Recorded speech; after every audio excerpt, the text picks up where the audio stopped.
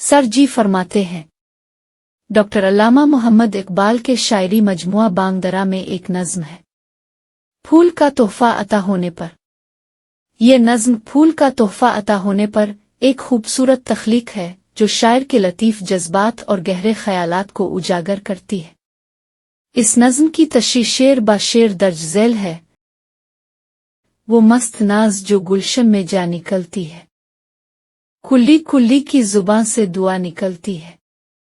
तशरीह, जब कोई खूबसूरत और नाजुक चीज़ जैसे एक हुसैन चेहरा मोहब्बत भरा दिल गुलशन में आता है तो हर कुल्ली उसके हसन और जमाल को देखकर दुआ देने लगती है।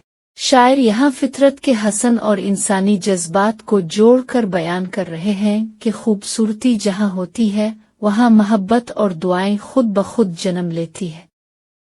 इलाही, फूलों में वो इंतखाब मुझको करे, कुल्ली से रश्क गिल आफ्ताब मुझको करे।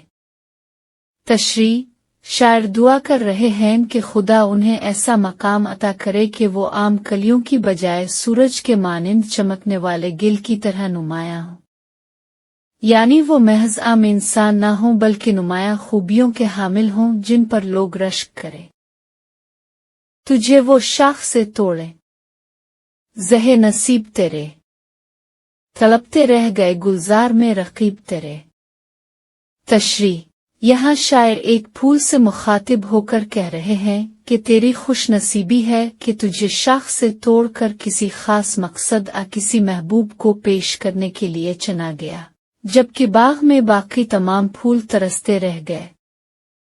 यानी किसी अजीम मकसद के लिए चुना जाना खुद एक एजाज की बात है और बाकी लोग जो इस एजाज से महरूम रह जाते हैं वो हसरत में रह जाते हैं। उठा के सदमा फुरकत विसाल तक पहुंचा, तरी हयात का जौहर कमाल तक पहुंचा। तशरीह, यहाँ शायर एक गहरा फलसफियाना ख्याल पेश कर रहे हैं कि जुदाई, फुरकत का दुख सहने के बाद ही हकीकी विसाल नसीब होता है, यानी आजमाइशों और तकालीफ के बाद ही इंसान कमाल की मंजिल पर पहुंचता है। जैसे एक फूल को तोड़कर किसी को पेश किया जाता है तो वो एक नए मकसद को पूरा करता है, इसी तरह इंसान भी दुखों के बाद ही बुलंदी तक पहुंचता है। मरा कन्वल के तसद्दुक हैं जिस पे अहल नजर, मेरे शबाब के गुलशन को नाज है जिस पर। तशरीह, शायर यहाँ अपने किसी महबूब या किसी नायाब चीज़ मसलन अपने कमाल हसन या किसी अजीज शख्सियत के बारे में बात कर रहे हैं कि वो एक ऐसा नायाब कन्वल का फूल है जिस पर अहल नजर यानी दानिशमंद और खूबसूरती को पहचाने वाले लोग कुर्बान हैं। वो चीज़ या शख्सियत इतनी कीमती है कि इसकी मौजूदगी पर पूरे गुलशन को फख्र है। कभी ये फूल हम आगोश मुद्दा ना हुआ, किसी के दामन रंगन से आशना ना हुआ। तशरीह, यहाँ शायर एक ऐसे खूबसूरत मगर नायाब और तन्हा रह जाने वाले फूल का जिक्र कर रहे हैं जो किसी के मकसद के लिए इस्तेमाल ना हो सका और किसी के दामन की जीनत ना बन सका, यानी एक खूबसूरत और कीमती चीज़ अपनी मुकम्मल सलाहियत के बावजूद किसी के काम ना आ सकी, शगुफ्ता कर ना सकेगी कभी बहार इसे, फुसुर्दा रखता है गुलचिं का इंतजार इसे। तशरीह, ये आखिरी शेर इस नज़्म का सबसे गहरा और दर्द भरा पैगाम देता है।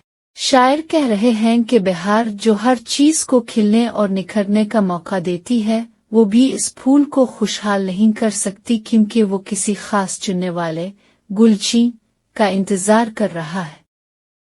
यानी अगर कोई शख्स अपने हकीकी मकाम तक न पहुंच सके, ऐसे वो ना मिले जिसकी इसे आरजू हो, तो वो हमेशा अफसुर्दा ही रहता है चाहे दुनिया कितनी भी हुसैन क्यों ना हो। किताब का नाम बांगदरा, शायर का नाम डॉक्टर अल्लामा मोहम्मद इकबाल।